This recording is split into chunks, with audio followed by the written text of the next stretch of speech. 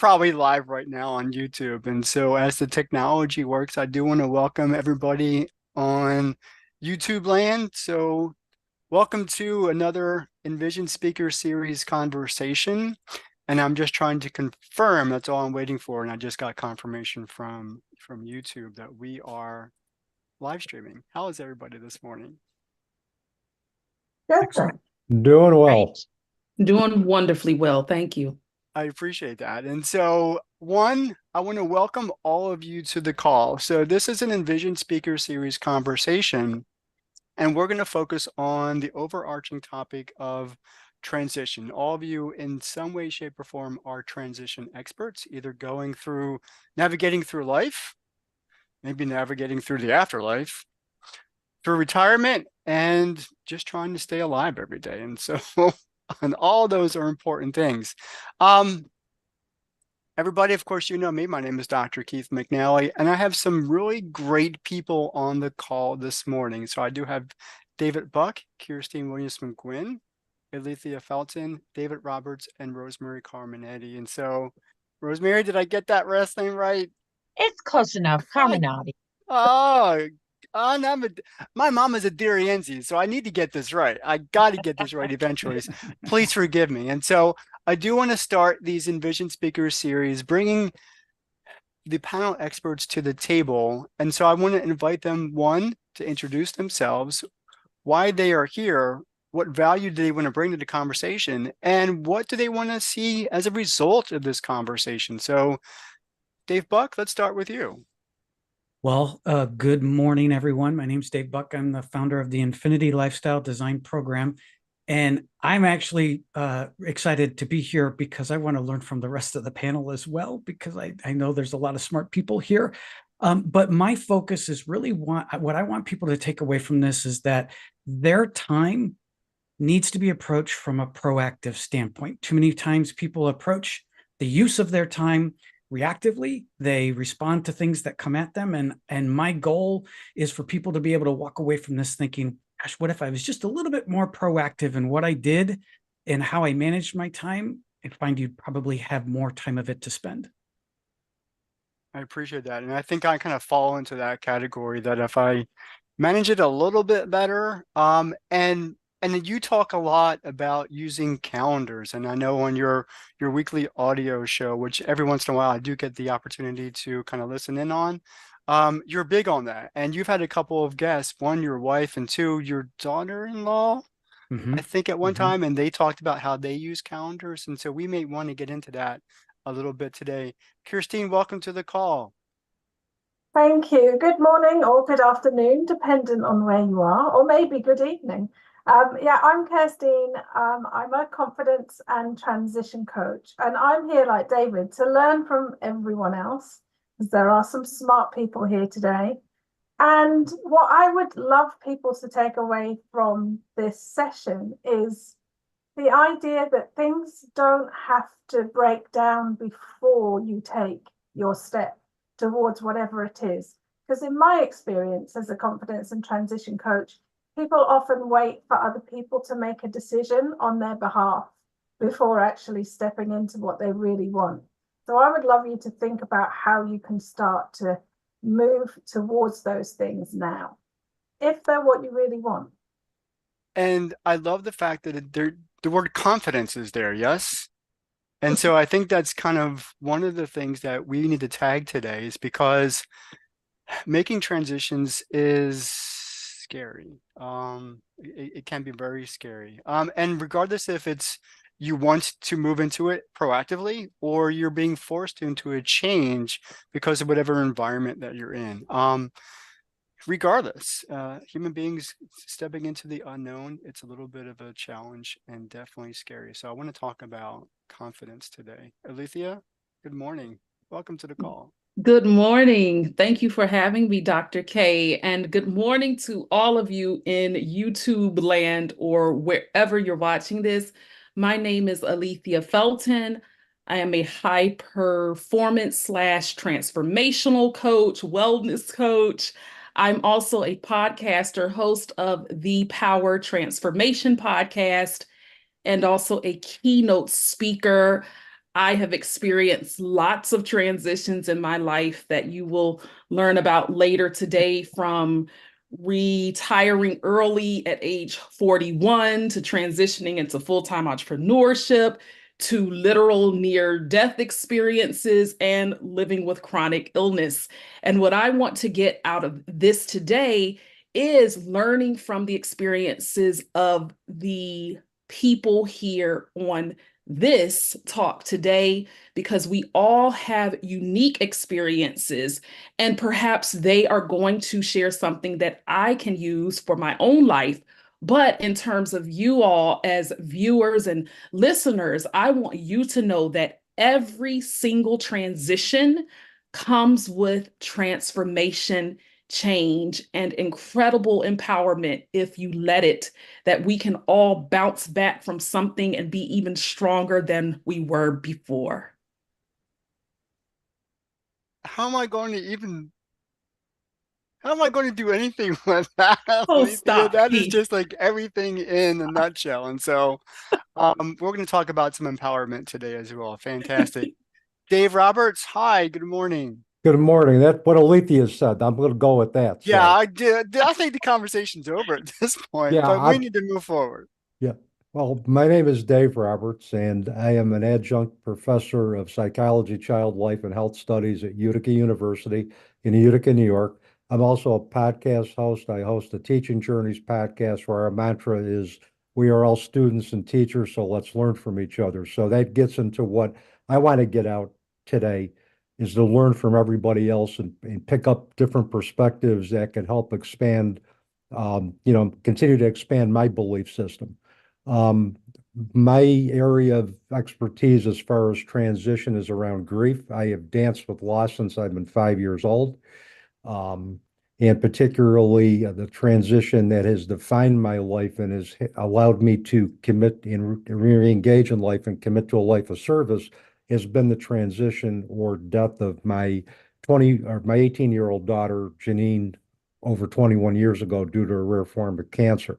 And what I want individuals to get out of today is that I think, like Alethea, I'm sorry, I mispronounced your name, um, is that with a willingness to embrace perspectives that can expand our belief system, a willingness to be able to transcend life challenges, that we can get through it, we can break through the other side, and we can engage in a life of meaning and purpose and service. So that's where I'm at for today. Dave, I appreciate that. Service, I think, is something that we undervalue at this point. A lot of us were kind of walking through life blindly, and we kind of forget that, we're here as human beings, supporting one another, encouraging one another, servicing one another, or servicing, helping. And I really want to bring that out too. Rosemary, good morning. Okay, going last after all the wonderful things that everyone said. I can say ditto to so many of them. I'm Rosemary Carminati. I'm a personal development trainer and a retirement specialist. What I have found in my years of doing what I do is that my niche found me. And there's a lot of people going through the transition of retirement or career changes or the getting older in life phase that we all go through, and they're not prepared in the way they they actually don't realize what they need to be prepared for. But I want to point out what Alethea said about empowerment. I also like to look at it is that not only does it help us to learn who we need to be and how are we going to thrive and succeed through whatever this transition is, but also eventually look at it as a gift. And there are so many people that later in life that have gone through some painful transitions can look back and say, I wouldn't be who I am and where I am if it weren't for that. So I love being on panels like this because I want to learn from all of you. And I also want to address not only the unplanned transitions, but the ones that we know are facing us at some point in life. And we can't just keep our heads in the sand. That if we plan for them, again, the empowerment, the ease, the joy, the fulfillment that we can experience. Rosemary, thank you. And so I want to do a couple of things to get started. So I want to start this conversation with a little bit about my backstory, my background, and just kind of how I've really jumped into, and I know I've got to use the word podcast and podcasting, because that's kind of the terminology, the vernacular that we are comfortable with. But for me, it's a conversation, and it has always been a conversation since 2021. And so, all of you on this call know my story to some degree or another, and probably those in the audience also are familiar with my story. So, I made my second suicide attempt. I was facing some challenges, financial, social, family, back in 2021. The bigger thing for me was I had incurred, and now put this in perspective, tail end of COVID, quarantine, lots of things going on in the world. And so I know everybody in life is kind of facing real challenges, loss of friends, family by death, literally, loss of money, homes, whatever that looked like, or even other things.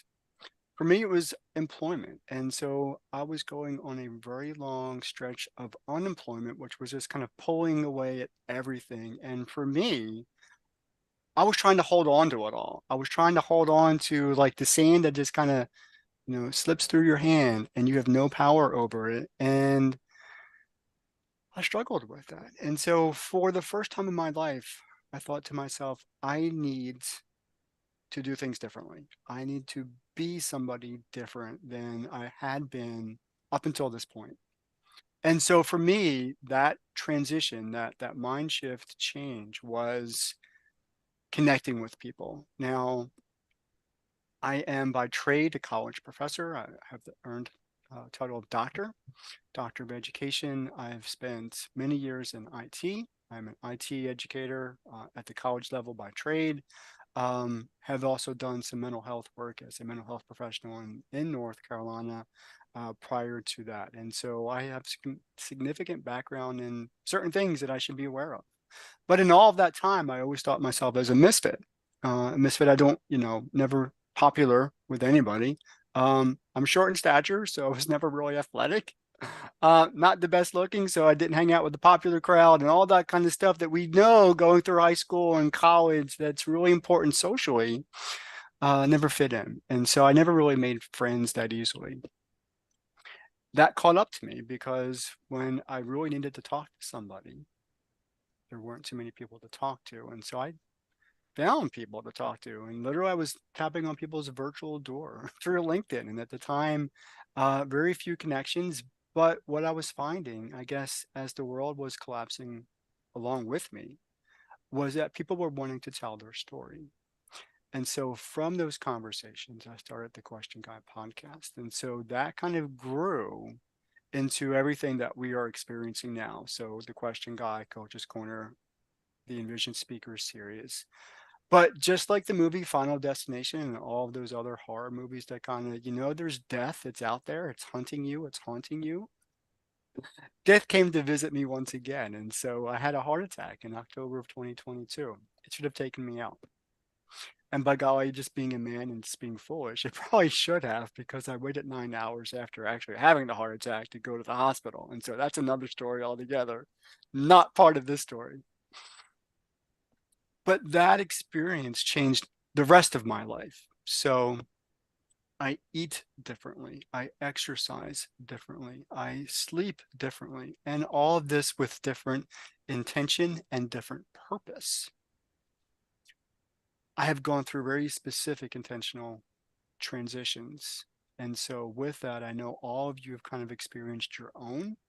And so we're going to dive into that right now. And so at this point, I really would like to start with Dave Roberts because we've been in conversation before and your transition, and I know this has to do with your daughter, and I don't want to get into the whole afterlife component too deeply, but because your daughter passed, you went looking kind of like I was looking for something to make sense of the world around me. How was that for you?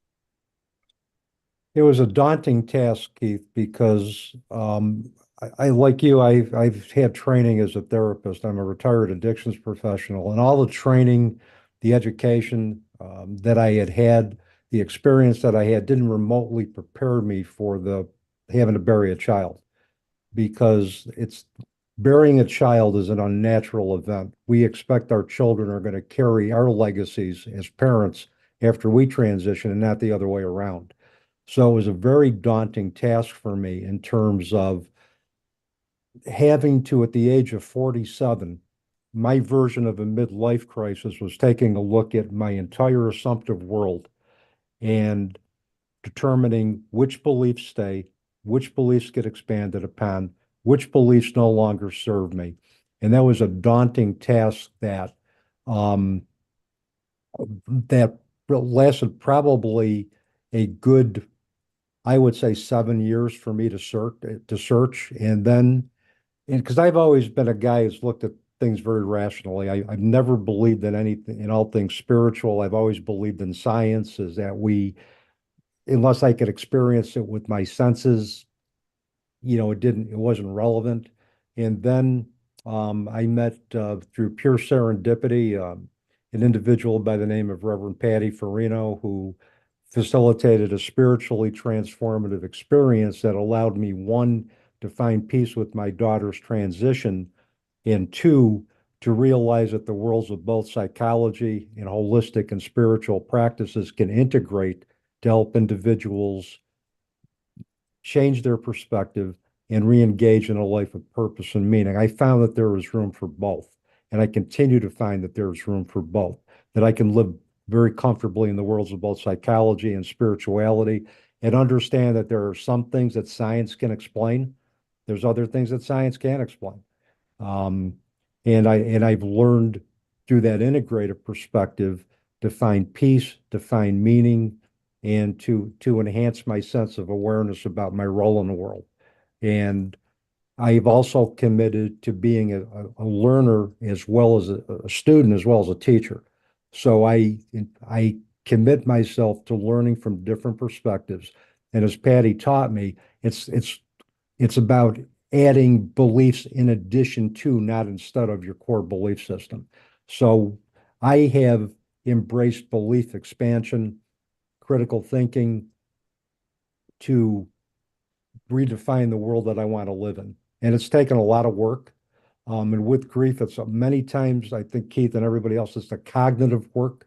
I think in terms of working to redesign our world, that can be very daunting. Um, and but through support, through conversation, through just my own willingness to survive and to eventually thrive, I was able to break through to the other side. And with that, there's still days that I yearn for my daughter's physical presence. I'm not going to lie about that, but it's the journey that I'm going to go through for the rest of my life. There's going to be an element of sadness. I've learned to experience all of my emotions and learn from all of it, because that's helped me to become genuine. And I've learned that everything's got something to teach me. Rosemary, you're just dying to say something. I could. I'm agreeing. I'm over here. Yes, yes. The only thing I can't say is, unfortunately, it saddens me that so many people have to go through that grief process before they start the other process. Wouldn't it be wonderful if we didn't have to go through that to start discovering more about our psychology and, you know, It would have been great if I could have circumvented all of that. But what I realized is that I had to wallow in the muck of grief before I could wallow through it. I had to let everything just embrace me, for lack of a better term to put that. The emotions, the pain, I had to sit in it before I could work through it. There wasn't any way to get around it. Um, and had I wished there was another challenge other than my daughter's transition to get me to the point where I was going to redefine my life and find meaning. I wish there was, but we don't have control over the challenges we're going to experience in this lifetime. We don't. It's how we respond to it that defines our life. And what I was meaning to say was not that I just see so many people sleepwalking through life that on surface seem to have everything that anyone would want, and yet they're not happy and they're unfulfilled and they're looking Uh-huh. for something else. And it isn't until something tragic happens that they start to examine. And it Yep. would be wonderful if all of us, I think that's why we do what we do, is we're trying to help people realize you don't have to get to that point in your life to bring true fulfillment. Mhm. Dave, Buck, Kirstine, Alethea. I think that grief is the thing that shakes us the most. But I know what Rosemary's talking about, because one of the things I see a lot is people wanting to create something different, but they just don't seem to be able to until something triggers the change. And I think that's where we don't have to wait. But I think, as you know, what Dave's saying about having to be in the muck before you can come through the muck, I I think we learn an awful lot there when we're in that muck that is invaluable, but also you would want to avoid it at all costs, wouldn't you? Um, but there is the middle ground where if you are feeling unhappy, if you know you want something else, being able to start to take steps rather than waiting is the ideal place to be, isn't it? Before Dave, Buck, or Alethea jump in, again, I have conversations with a lot of people, and there's always this essence of, if I can avoid pain, I would want to avoid pain. I would want to avoid pain, grief, or sadness, but yet that's kind of the mix of all that is human. It's all that it's not everything, but we have to appreciate the joy with the sadness. We have to Mhm. appreciate the good with the bad. Now we don't want to experience the bad. We like experiencing the good, but I think we learn our best lessons. We learn really important lessons in the grief, in the muck, in the mud, that define our character. It defines who we are. It actually creates who we are. It establishes who and what we're all about. And I think it allows us to do that reflection, like Dave just talked about, and I think all of us have experienced, to say, what am I going to do with this situation? And I know from all of this, Alethea constantly revisits this idea that you have to, I'm reestablishing myself quite sometimes, Alethea, every day, Yes. if not frequently. You want to add to this? I definitely do. In terms of talking about the grief aspect, I've had to really think about my transformation and transitions and everything. And Keith, of course, you know this, is that although I was born with autoimmune illness, literally since birth, and I'm 42 now. So I've lived with these health challenges ever since birth. However, my parents have never made me feel like a victim. So I still always thrived. Even as a child, honor roll student, always wanted perfect attendance, even if I was sick at times, that type of an upbringing and such a loving support system.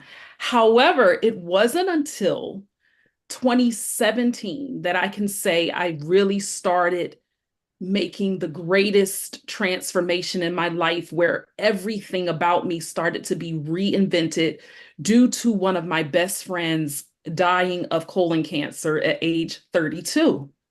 And the tragic irony of it is that she was one of the people during my times of critical illness who would come over and help me. And when the tables turned and she was the one who was in hospice care and needed to have extra help. She's the one who spoke into my life, saying how I gave so much to everybody else, but I really needed to start working more on me. I was never a people pleaser, but she was always trying to say that the amount of love I poured out to others, I really started to need to give back to myself. And she's telling me all of this when she's in her transition period, knowing she wasn't going to be earthly healed. And that stuck with me tremendously. And when she passed, I went through another state of critical illness, but it was during that time that I became a holistic wellness coach at the time, health coach. And I really started thinking about how can I use my experiences of resilience and of empowerment and of shifting my mindset? How can I do that to help others? And so grief was the catalyst that really led me down a journey of grief therapy. And then that also opened the door to really getting in-depth personal therapy for me. So it's a very interesting thing that I never really thought about, but it was in that experience that really led me down this road. Then in 2019, my very best friend, who was like my, second sister, passed away suddenly, pancreatic cancer at age 40 after a 5-month battle of it. And that was a life altering experience for not just me, but for my parents and everybody else. So, this conversation in terms of how grief, it does make me think sometimes that, I wish grief hadn't had to have been that one for me. But now that I look back on it, I'm grateful that it did cause me to pay more attention to myself, because in the past, as I said, I literally had near death experiences where I saw things in the supernatural, but that to me didn't jolt me as much as the physical death of loved ones did. David Buck, I don't want to leave you out of this conversation. I just two things to add, because again, it's fascinating. I could just sit back here and listen to you all.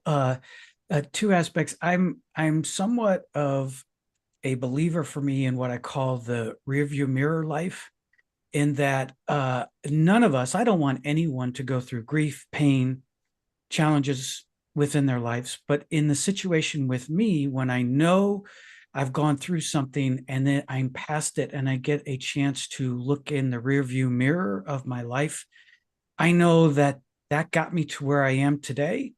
And that experience with that is that's a part of who I am. And so, when I'm listening to Dave and Aletha's stories about what happened in their lives, they're able to share with us and we get to learn from that because of those experiences. You take those experiences. I don't want to I wish they both didn't have to go through that, but the rest of us get to benefit from that.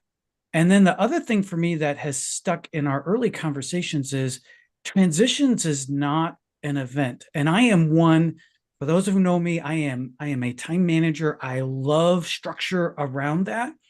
But in transitions for me have not just been a turn of the page and I'm in a new part of my life. Transitions occur over time and then they're going to occur again. So you may hit a stride in your life where you've transitioned to something that is a new normal for you. You're not going to stay there for very long. No. At some point, some other event is going to start you on another transition. And it's how you embrace what that's going to be about that can make the journey either bearable to enjoyable or something that just freezes you in place.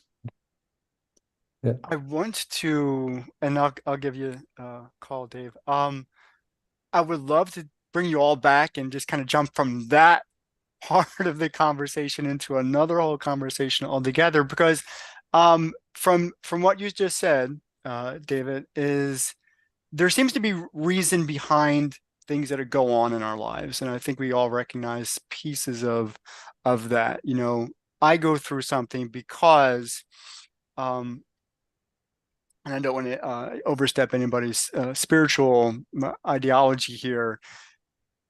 It's for our benefit, and then it's for everybody else's benefit beyond me. But I have to go through the transition. I have to live through the pain. I have to live through the discomfort, but I have to learn from it. And if we don't do it the first time, and I had this conversation with my good friend Mitch Gray yesterday, if we don't learn from it the first time, guess what? It's coming back around, and it may come back around again. So there seems to be some intentionality and purpose for each one of us who's kind of tuned into the idea that I have to transition. I have to grow. It's for me first and for those around me second. And so that would be a conversation I want to hold. I don't want to have today. But because David, you're kind of eager to say something, cap this part of the conversation. I want to move on. Go ahead, David Roberts. Just very quickly, just to dovetail off what David said, our past determines the choices that we make in the present and orchestrates our future. It's like there's a Native American teaching very quickly with Crow medicine that honor the past as your teacher, honor the present as your creation, and honor the future as your inspiration. Every decision path that we took in the present was orchestrated by decisions we made in the past. And looking at that can help us create greater awareness about who we are and where we want to go. Dave Roberts, I appreciate that. Now I want to go back to David Buck's statement and kind of bridge to the next part of our conversation is actually making the navigation. How do we navigate through transition successfully? It's not a switch. It's not an on-off switch. We just go, some person today, I'm somebody else tomorrow. It's a gradual transformation. Like Alethea said, everything's a transformation. But I want to talk about the how. And this is where your expertise, all five of you, come into play. So how does this actually happen? How do you do it successfully? Let's have that conversation. Dave, let's go back to you, Dave Buck. Let's start with you, and then we'll go down. Rosemary, you're next. So I just to speak personally, and then how then I work with because that projects in how I work with clients. But for me personally, there were two events that made the major transition to where I'm at today. And Rosemary and I we swim in different lanes of the same pool in how we help our clients. But the first and foremost was my wife and I knew that we needed to make a change in our life. We were both very dedicated career people. She's very much in the ministry. We were trying to affirm things weren't quite right. And so we took I took a vacation day. She took a day off, and we spent the day at the dining room table going through a program by Michael Hyatt called Living Forward. And at the end of the day, I said, this is not the pathway that I see me doing long term. I was in corporate world, had a nice job, everything was fine. Now, that didn't mean that the day after I quit my job and started this new transition. So as we were thinking about what that would look like, basically a couple years later, and this is where my journey is similar to Keith's in the sense is that I had a child attempt to commit suicide. And through that journey of pain and all that stuff through that, once we came through the other side, that both my wife and I looked back and said, okay, all that work that we did a couple of years ago, we need to really bring that to the forefront. But that wasn't, again, another flip of the switch. It was really like 3 years before I have now in the position where I'm in this zone that I'm in. I feel I'm transitioned to a good spot in my life, but I'm also very aware that this is not a stationary position that I'm going to be in. Something's going to happen within my life, could be positive, could be termed as negative, could be a challenge that's going to make me then reevaluate that. But for right now, I'm in a good spot. And then to go back to my son has already done what Keith is going to do. Is my son 2 years ago hiked the Appalachian Trail as part of his journey to back to wholeness. And so I am so excited that Keith is looking to do that as part of his journey. Wait a second. Did he do the whole well. thing? I did the whole thing. Yes. Then all right. So started in March and was done in September. Cool. Rosemary? Well, I was thinking about the unplanned transitions. Now, the planned transitions are fairly uncomplicated if we want to be aware of them. And like I said before, not put our heads in the sand. There's some things that are inevitable, like your children are going to grow and leave the house. So those people that cry about, empty nesting, when you had the children, you probably thought someday that would happen. And those that are going to retire and those of us that are getting older, these are inevitable transitions. But those crises that come up, the unplanned ones, I like to think of them, and I've had several in my life, too many to discuss here. I like to think of them as extra tools on my tool belt, and each one that came into my life made me stronger, made me more open, made me reinvestigate and look at my limiting beliefs, the things that made me who I am. And one thing that I discovered was that with the last major unplanned transition, which lasted about a decade and a half. So, to your point, David, it's not a flip the page. This was a period of my life that was tragically could have destroyed my family, my marriage. And what I learned from that was I went through a crisis of faith and a loss of the people around me that I thought I could trust and support me, a crisis of faith in my higher being, my higher power, society, the system, and then most importantly, the crisis of faith in myself. And I had lost myself completely. And how I navigated through that was to find, first of all, to raise my hand, which many of us don't want to do, and say, I need help. I had been somebody that, it's doing it automatically. Okay. I had been someone that never asked for help. I can do it myself. I'm a strong Polish woman. I can do everything on my own. And I discovered at my lowest point, I needed help. And I can say for anyone going through unplanned transitions, the guidance that you can get from a mentor, clergy, a coach, a trainer, good friends, all of those things, take in as many as you can. And also look at the people that you surround yourselves with. How many of us, when we go through one of those crises, have to re-examine not only our beliefs and our values, but who we spend most of our time with? That's a whole nother thing that I had to look at again. So navigating through all of that, and each time it happened, I had another tool in my belt. I had a hammer and then I had a saw.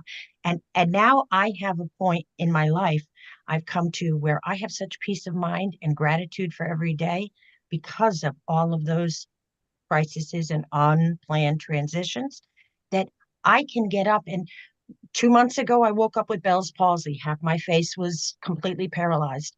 It was gone within about 2 weeks. And it's not, I did some woo woo magic on it. I firmly believe because I didn't stress about it. And I believe that whatever comes my way, I have faith in myself, my higher power, and the people I surround myself with. That's huge for me.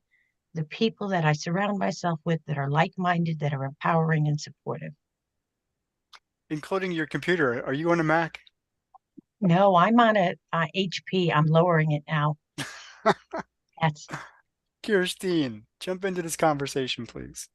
I think the unplanned transitions, the most important thing that we can do is work on ourselves, because we're all going to have stuff that happens that we wished didn't and that we can't prepare for necessarily. So a lot of what I do is work on self-concept, because if you start to see yourself in a way that you can deal with whatever comes at you, like Rosemary said, have the gratitude, have the faith, trust yourself, those things will really support you when the unplanned, unexpected, unwanted arrive. I transitioned from 32 years in banking to running my own business 5 years ago. And I did it. I always knew I wanted to run my own business. But about 3 years before I left, there was a number of things going on. So my parents were both really poorly. My dad was terminal, my mum had dementia. And for the first time in my life, I felt totally out of control. And this was really alien. It knocked me. I lost myself, I lost my confidence. And because I'd started doing some work on myself and my identity, I could get myself through. But up until that point, I'd just been putting a lid on everything. And I think that's what many of us do when we're dealing with these unplanned, unwanted aspects of our lives. We suppress what we're feeling to keep going. And that's where it makes things so much harder. So the things that I've learned is the most important relationship that we have for our entire life is the relationship we have with ourselves. And when we invest in that, and often that's the relationship we invest the least in, when we invest in that, whatever goes on, we're going to be in a stronger position to respond in a way that's more positive and helpful. I want to kind of come back to that, maybe not right now. I want Alethea and then David Roberts to jump in that order to this part of the conversation. And maybe that's a dive into another conversation altogether. And I know that's probably what you do, all of you as coaches, is to kind of have your clients, those people who come to you for help, to do that investigation, like do that as a colleague of and a friend of ours, for some of us anyway, an archaeological dig of ourselves to kind of unground and resurface, who am I? Definitely a conversation and a question that needs to be answered for all of us. Alethea? I think that what I would say for people when it comes to those unplanned transitions, but even in those planned transitions, is paying very close attention to what you're telling yourself and your thoughts and the vision that you're having. And I don't say this as hocus pocus or anything like that, but the way that I developed this is I remember being in critical condition when internal bleeding wouldn't stop or things of that nature. And just for some background, I live with Crohn's disease, which is a gastrointestinal illness, and also a condition called primary sclerosing cholangitis, which is hardening of the bile ducts. And that affects the liver, leads to cirrhosis, liver failure, all of that jazz. So I was born with the defective liver, and then later on, it was discovered other things. So just to give you some context as to what I mean by having been critical during Crohn's flares, during a severe Crohn's flares, you literally experience bleeding from your gastrointestinal area. And I remember being in hospital beds in ICU and simply just thinking about, yes, I was sad, it was terrible, I didn't like it. However, I kept having this dream for my life. And then I would literally see visions that are just as clear as day as I'm talking to you, where I would see images in front of me of what my life could be. And what I had to do was be intentional about my thinking and my thoughts and saying, okay, although it looks like this currently, I have the power to at least begin shifting how I think about this situation and being very careful of what I was telling myself. So even if I wasn't feeling well, yes, I acknowledge that. So I'm not trying to act like this was positive or what's it called? Toxic positivity. That's not what it was. I acknowledged what the state of being was. However, I just chose constantly and consistently to say, this is not the end of my story. It doesn't have to be this way. I can still get out of this critical state and live a thriving life. And so I think for anybody going through any type of a transition, especially those hard ones, I think we have great transitions in life, and then we can have really, really hard ones too.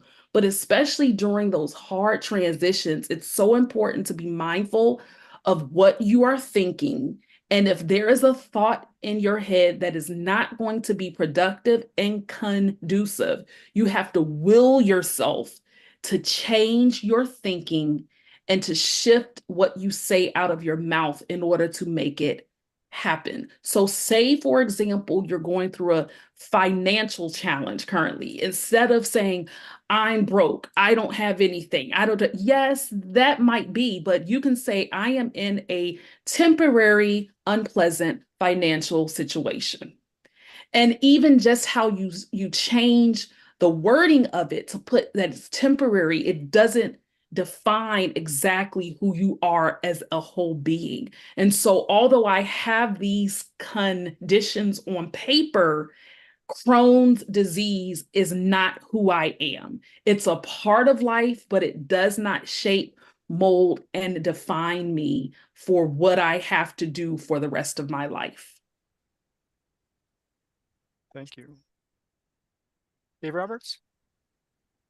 I know Thanks, you're Keith. thinking. I've been watching you think. Yeah, hopefully the steam hasn't come out between my ears or out of my neurons. So, but yeah, I am a thinker. I think, I do think a lot. I'm in my head quite a bit, but I've gotten better at balance on that. But nonetheless, for me, it's going to be again like Alethea and unplanned transition with the transition of my own daughter to a new existence.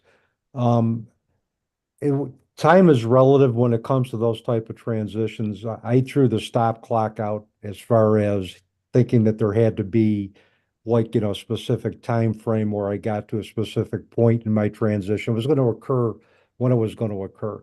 And what I did is I took it in steps. Like in early grief, I reached out for help. I think Rosemary had mentioned, the need for help, asking for help. I reached out for help through a support group of other bereaved parents who had been through what I had been through. It was good to be a part of that because I knew I wasn't alone. Although I felt alone, before I found him, I knew I wasn't alone. And I could kind of pick individuals' brains who are farther ahead in the grief journey than I was in terms of what worked, what didn't work. So that type of education was helpful, in addition to reading uh, about grief and reading about other individuals, particularly other parents who needed to learn how to navigate the loss of a child.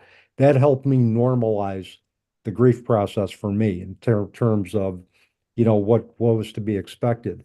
And then gradually I made the commitment to look at other perspectives. And gradually the seeds for looking at holistic perspectives were planted, but they didn't really nurture until I met Patty 7 years after my daughter had transitioned. Meeting Patty was like it brought everything together for me in terms of the perspectives that she gave me that helped me find peace, but also learned how to transform and integrate the relationship with my daughter so that my grief became integrated. And so is that kind of process. And that started, I met Patty, again, through pure serendipity, but the experience I had started with pure simple intent to the universe. I wanted to be at a different spot than I was in my grief. I wanted to have a different perspective, some more spiritual knowledge that could help me get through the next phase.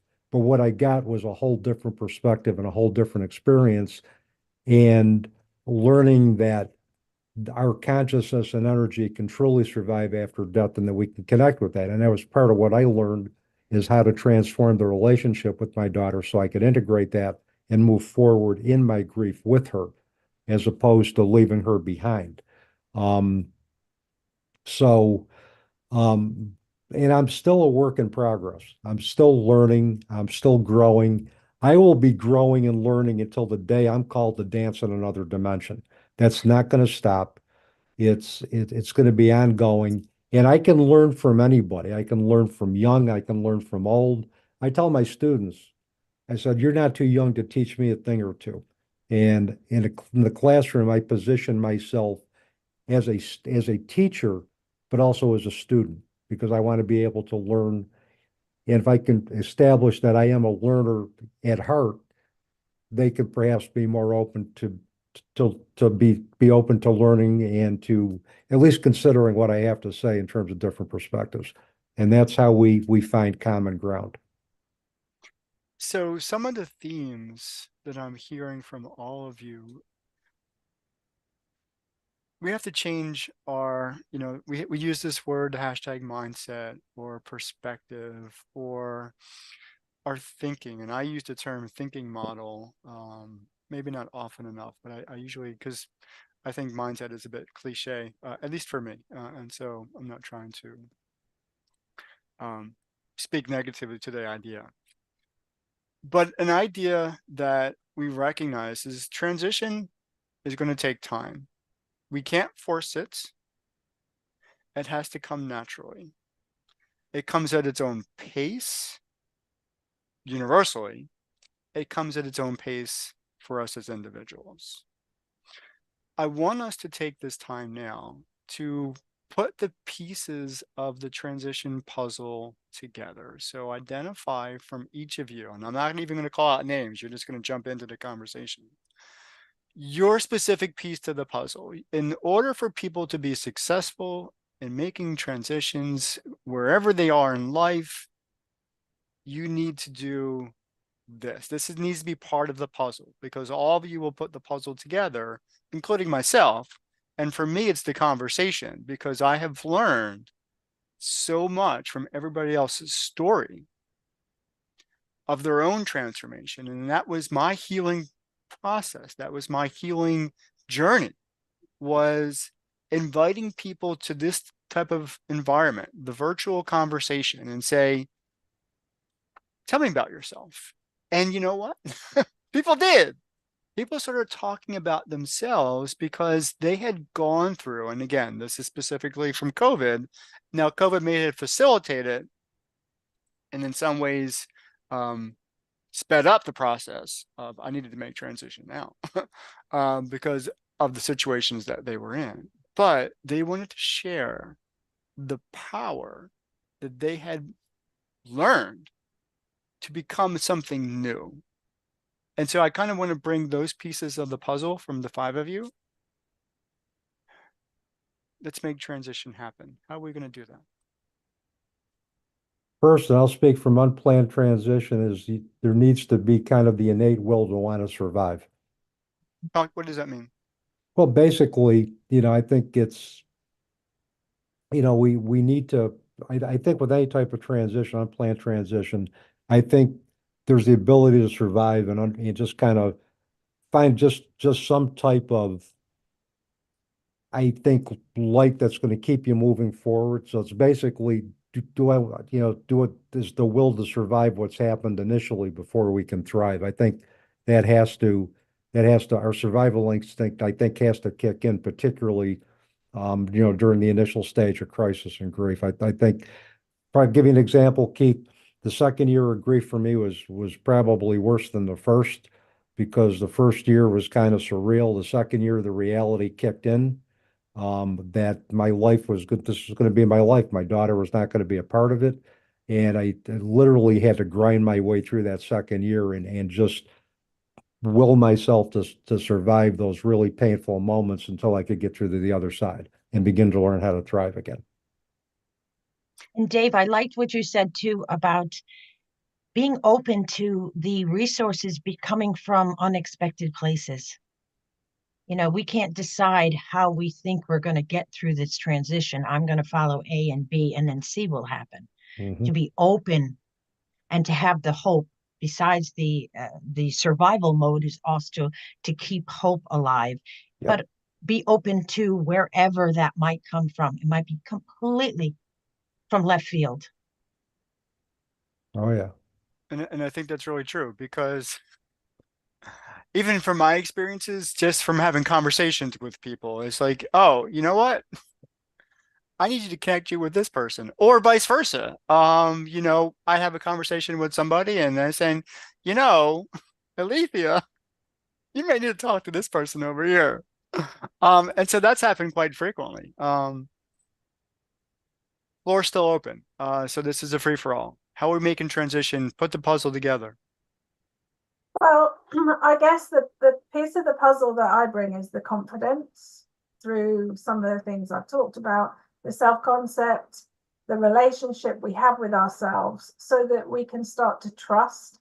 And I think one of the biggest challenges with any transition is it's often uncharted territory. So we have to learn to accept certain things, like it it might not go to plan. In fact, it might go wrong, and be able to bounce back and take the learnings from those things.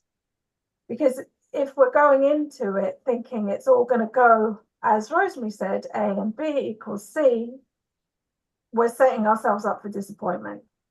So trusting ourselves, tapping into the confidence we have, knowing what we're capable of, and knowing where we need to access support and asking for it, and then acceptance that it might not go to plan. Success is not a linear path. We might get judged, we might get rejected. All those things could happen, but we know where we're going, so we're going to keep going. And I'm glad you brought the confidence idea back. I think, like we said at the beginning of the call, is that transition is a scary process. And we lack the confidence. We if we don't know where we're going and we don't have a clear idea of what that target is, how am I going to know when I get there? And how am I going to be sure of myself that I can achieve it? And I think that's even clear for my own life. And so, Dave Buck said, now I've got somebody to, and I know we've tried to make the connection before with your son, and I know he's busy, and that's okay. I keep on saying, I'm going to hike the 2,200 miles. I am going to cross the Appalachian Trail, come hell or high water, right? And it's like, regardless of what happens, even if I break every bone in my body, I'm crawling across those 2,200 miles. And that's the mindset I have. That is my thinking. I am going to do this successfully, whatever it takes. But I want to address something about that I think is very important. Having those goals, I believe, Keith, know why that's important to you. But a lot of people that I deal with, they don't have specific dreams or goals. They're not connected with themselves. Yeah. They really don't know who they are, who they want to be. They've become what other people want them to be or what's expected of them. What I do is you talk about deep dive. I dissect their psychology, and let's really look down, because we can say we're confident, but if you've got underlying beliefs or blocks, things that you haven't addressed yet, you can have that outward appearance of confidence all you want, and maybe it'll last for a little while, but the stress of keeping it up, or the lack of true motivation because you're doing it maybe for the wrong reasons. So I really believe a good part of the purpose, being purposeful in your transitions, is figuring out what makes you tick. What is it that's your priorities psychologically?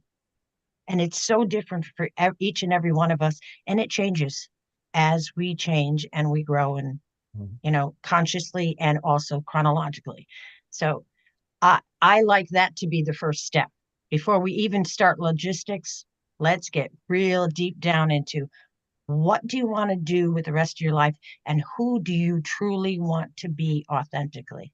Because research has shown, I throw out the statistics because I love this.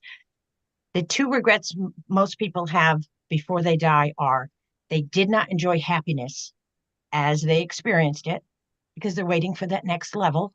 One car's not enough, I need two. I need to be married before I'm happy. I need to have children before I'm happy. Or they didn't live authentically. So we can even go through these transitions, but if we make the changes, but they don't feel right to our core, are we truly fulfilled? Question.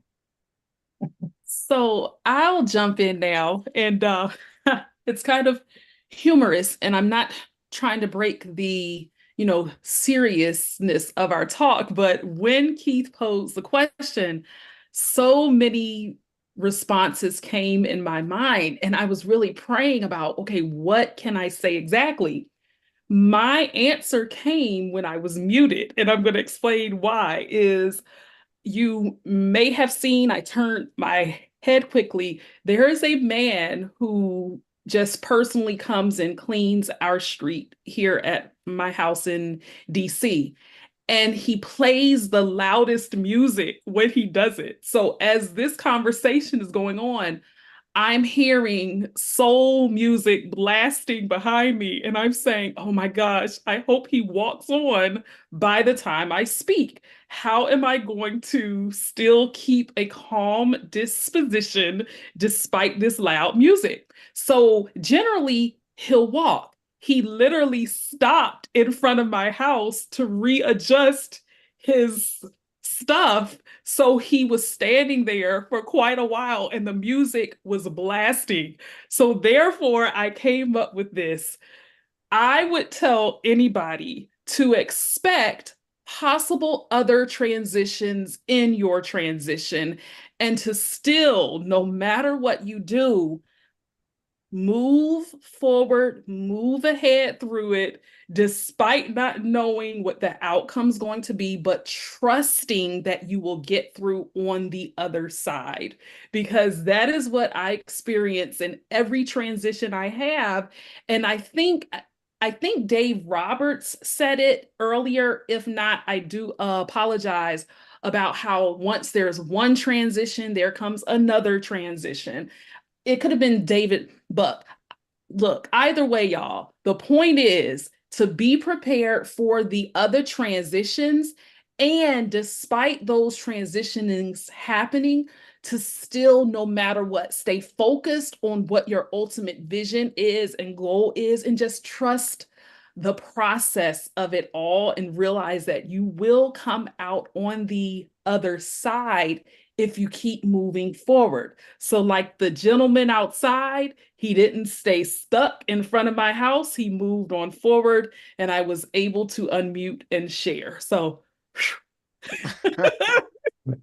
Yeah, I think to dovetail off of what Alethea said too, one of the transitions I think that a lot of people go through with unplanned transition is a transition in terms of different relationships. Because there are going to be people that are going to come and go in your relationship circle. And those people that are going to come are the ones that are going to align with the changes that you're making. And other individuals who don't align with that are going to drop off. And too many times we lament about those people who aren't in our circle because they were there for us before, but they may not be capable of being there for us now during this transition because they don't know how to be present for it, and they may not be able to deal with our changes. But what I tell individuals who are going through any kind of transition, focus on who's in your circle as opposed to who's out of your circle. And who's out of your circle at some point, because of the fluidity of life and the changes that occur anyway, they may come back into your circle at some point. And those that are in it may go out. But the bottom line is be grateful for who is present with you at that particular moment, because they were meant to be present for you at the time that they manifested. So I that's couldn't all. agree more. I completely believe that people are sent into your life for a reason. What does they say? For a reason, a season, or for a lifetime. And the idea that I counsel my clients to assess the people that they surround themselves with during all of these transitions and decide, who do you want to seek out Mhm. and who do you want to weed out. Sometimes you actually have to think about that too. It doesn't just happen organically. Sometimes there are people that are causing more pain, grief, keeping you stuck in a situation where you need to actually go through the process of becoming distant And, in the long run, it's for your benefit. But I absolutely agree with you that, yeah, and the thread that I heard a couple of times was for me, gratitude. Gratitude in everything. I come back to hope, gratitude, and Alethea, humor too. Humor. Yes. Can't make it And through a day without and, humor and gratitude. and Dave, thank you for saying that, because that has been my experience, especially since the pandemic, is a lot of my circles shifted and changed, and there were certain people I thought would just be with me forever, because prior to that they were long time people in my life and are just gone now because of life changes and shiftings. I'm not talking necessarily about, physical death, but people change, and I had to come to terms with it doesn't even make them terrible people. It's just life, and it happens, and it's okay that it happens. And at first, it hurt, and you're not understanding why. And I had to realize that it had nothing to do with me. But then I had to even examine myself to say that I distance myself from certain people.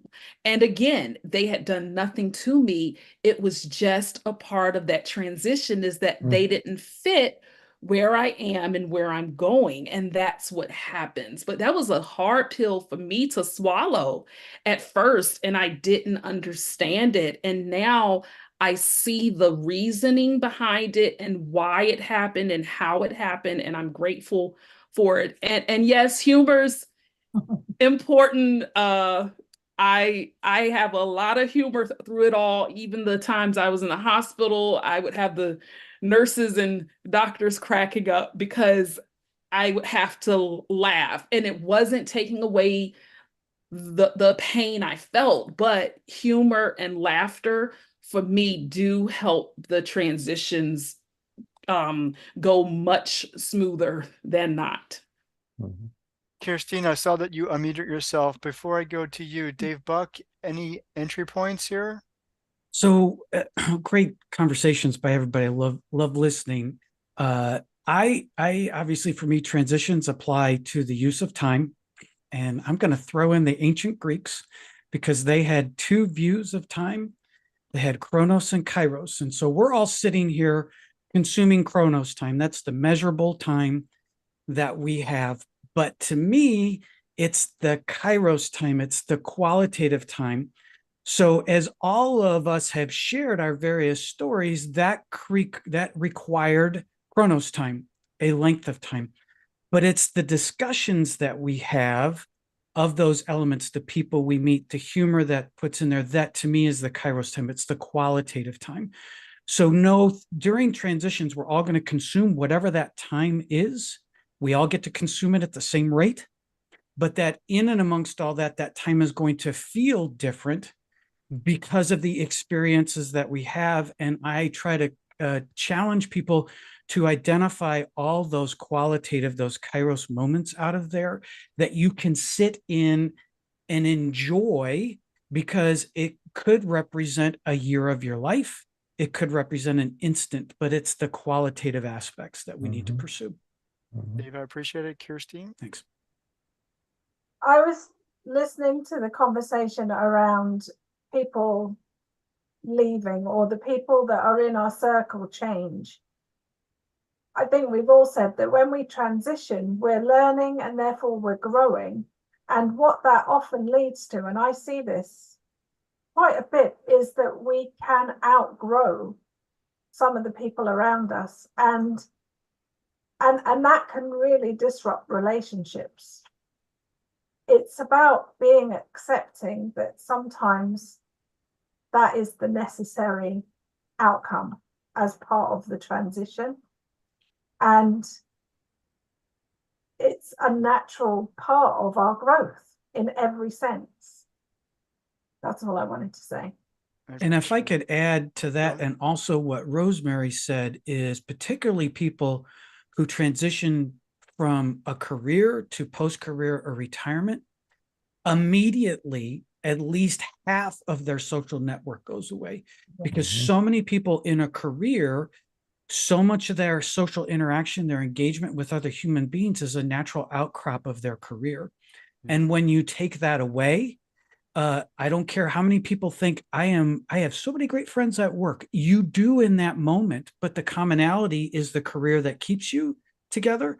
When you transition away from that, it's amazing how quickly those friendships without work due diligence on both sides go away. And so for us, that nurturing that I call the Kairos investment of time in the relationships that are important to us need to happen while we're those of us in career listening, so that when you step out into a post-career life, you have a network around you of people who care about you and you care about them, and you can pour yourself into each other that gives you that qualitative time. It's the identity piece, isn't it, that Yes. changes Very when good. you're a position in a career, because that's absolutely what I experienced. I was a position, and then suddenly I'm just me. And that's why I think I realized that I needed to start to work on myself before I started stepping into the world of being an entrepreneur. Because if you don't know who you are, to Rosemary's point, if you can't stand in your own power and confidence, then it's really more challenging than it needs to be to step into something different. Well, that's one of the things when I say planned transitions. This is one of those that you can't avoid. Sooner or later. You're going to get older, you're going to retire, and as I said, your children are going to move out, and so many people just don't want to deal with it. Or in my case with my retirement folks, they deal with it logistically. They get their finances in order, they know where they're going to live, they get their golf membership, but they're not looking at how am I going to find significance and purpose. Who am I? Who am I going to spend my time with? They often become lonely, angry, depressed, and it's Well, avoidable. yeah, I absolutely. just want I want to transition. This is our last transition of the call. And this is what I want to do for the final part. And so I want you to give it, so I'm gonna go back to a round robin, starting with Dave Buck. And so we're gonna go and I'm gonna call on you by name. Great, make Tell me our go first again. that well, you've got something special going on. So I want you to give a shout out to what it is you got going on right now. If there's something special, you wrote a book, you're doing a podcast, or whatever thing, and then give our audience something from you, a takeaway, something that they could do as a result of this conversation that Dave Buck and the rest of you have said. If you're going to start, because our audience is going to align with not everybody, and they'll probably align with at least one of you. Say, okay, I'm going to follow, Rosemary's suggestion and do X. So, what's going on in your life right now, professionally, personally, or something, something great? And I know you're dying to say it, Dave. Let's do it. Let's start. Go for it. Anyone who's seen me on social media is probably so worn out by this, but I'm bidding what my publisher has asked me to do. And so I last week, first time author, published The Time Optimized Life. Thank you very much. And that again is that proactive, reactive nature. So you can find that wherever fine bookstores, people sell books. You can find it there on all the online areas. So The Time Optimized Life. So I thank you, Keith, for letting me to say that. And I really, I've learned from everybody right now on this. I've loved hearing everything. And I just reaffirm what I said before, is that what everyone has taught me here today is that transitions is an extension of time, is that you are not going to, there is no magic bullet. Dave's story of year 2 of grief was more difficult than year 1. Rosemary talking about the purposes that people have. Aletha's amazing attitude through so many personal struggles, and Kirsten finding herself before she started her business. All of those are elements to me that says when you transition, be prepared to invest the necessary time that it takes for you to come through that transition, and don't put unnecessary burdens on yourself through that process. Okay, thank you, Kirsten. What I've got going on right now is a book too. I'm slightly further behind you, David, but that's fine. I'm hoping I will be published in the next 3 or 4 months. So watch this space. What I would encourage people to do off the back of these brilliant conversations is to start to think about your self concept so that you can align it with where you're going. We've all talked about identity one way or another. You need to be able to see yourself in the transition.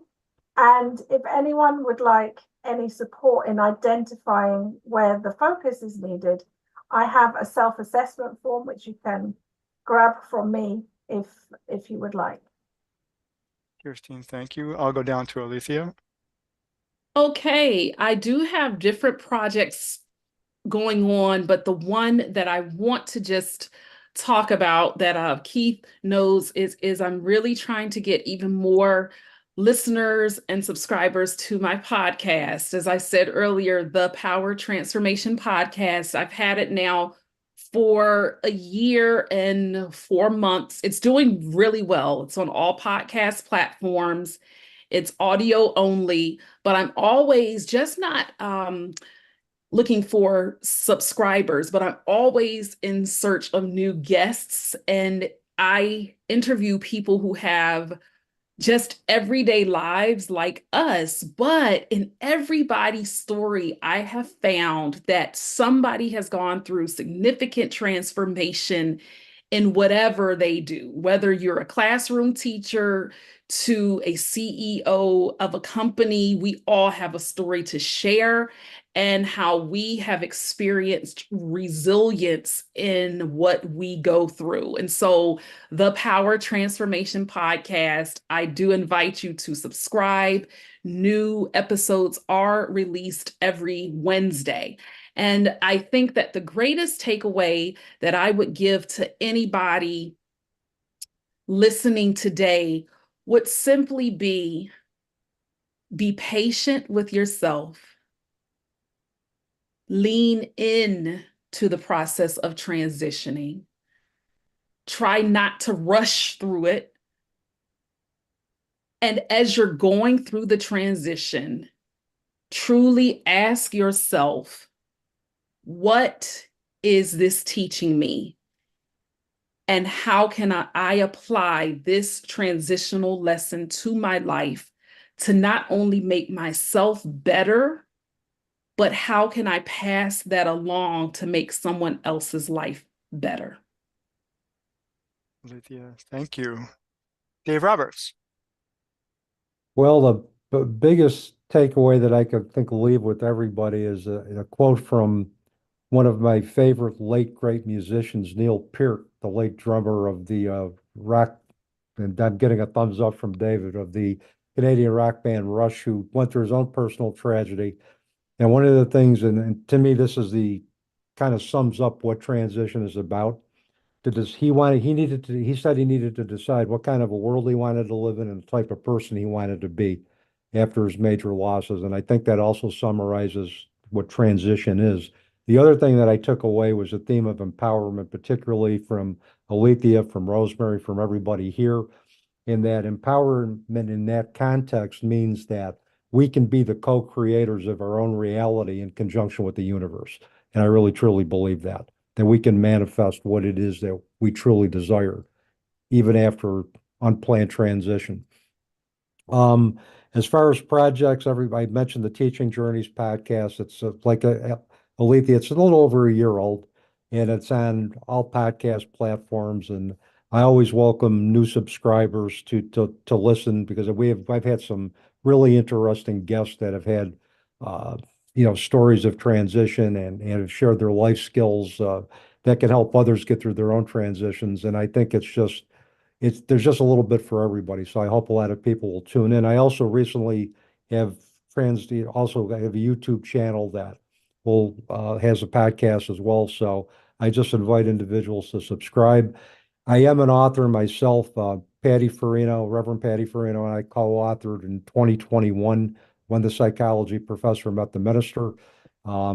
It basically outlines a spiritually transformative experience that she guided that helped me find peace, as well as how our conversations led to an understanding that the worlds of science and spirituality could integrate to help people embrace critical thinking, belief expansion, and get through challenge. So those are the two projects that I'm most proud of, as well as being able to work with some amazing students at Utica University and to be grateful that they let a baby boomer be a part of their lives for as ever long as it takes. So, and it's just been I just been Keith, thank you for creating this forum. It was just great connecting with everybody, and I hope we can do it again sometime.